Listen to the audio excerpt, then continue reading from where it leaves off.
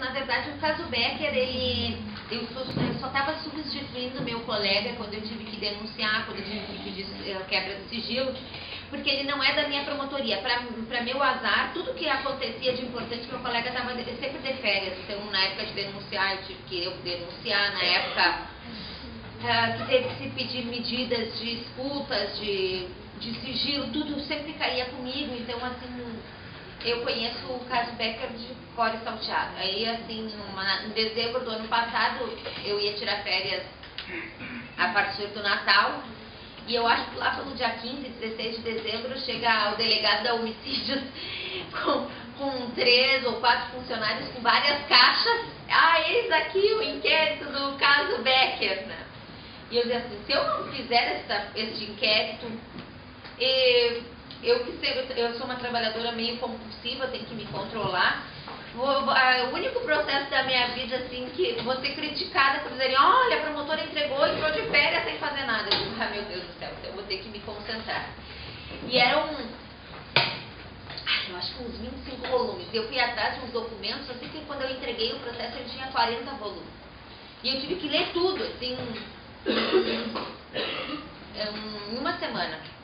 E com a imprensa te ligando todos os dias para saber se eu estava pronto. Eu dizia assim, olha, eu queria que já tivesse pronto.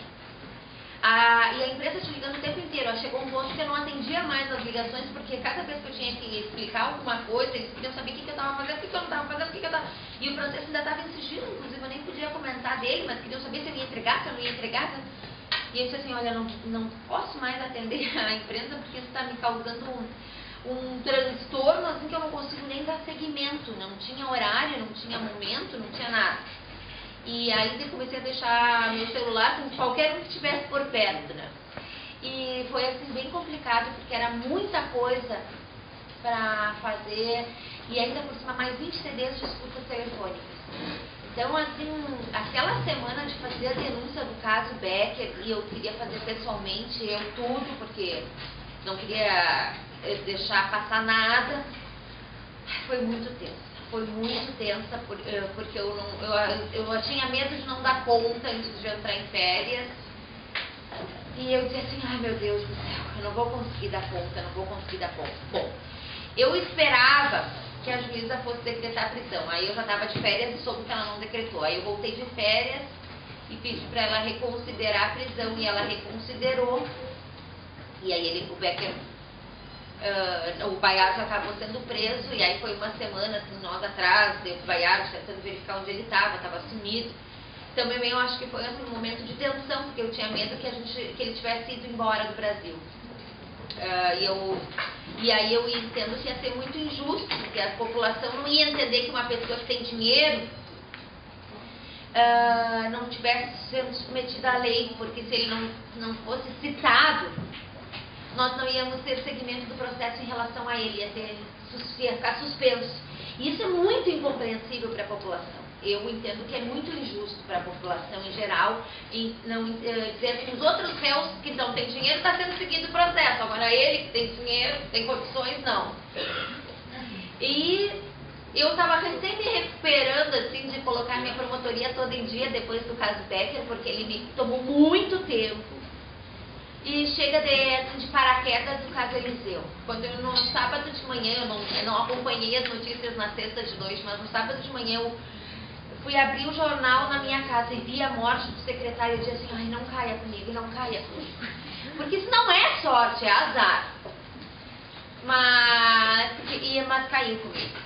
E eu não sou obrigada a seguir os passos do que a delegacia entenda como final de investigação, e não concordei que se tratava de latrocínio, continuo não concordando. Nós estamos em plena instrução amanhã, às 8h30 da manhã eu vou estar começando as audiências, que devem ir até umas 2, 3 da manhã, durante todo o dia.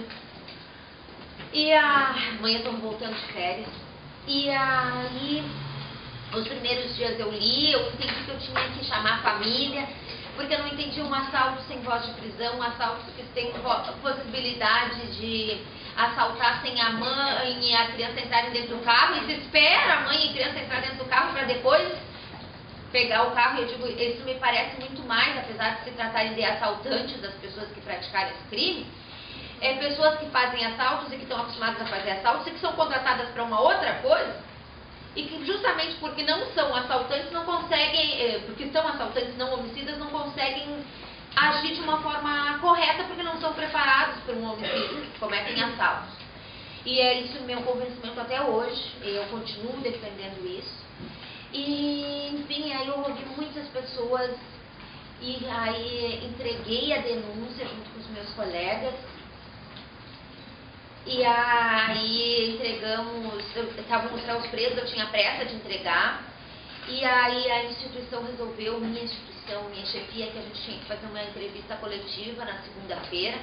E a imprensa desesperada por notícias, e assim, olha, era feriado de Páscoa, meu feriado de Páscoa foi um arruinado. Porque o feriado de Páscoa, às 7 da manhã, tinha repórter atrás de mim para saber se eu não queria estar na rádio não sei o que, na TV não sei o que, e a orientação era que eu não me manifestasse, então, para não haver, dizer que tu está privilegiando um meio de comunicação em detrimento aos demais, para que houvesse uma uniformidade de informações, evitando que alguém fosse privilegiado. E aqueles dias foram muito tensos, aquela semana que seguiu a denúncia do caso Eliseu, acho que foi uma das semanas mais difíceis profissionais da minha vida.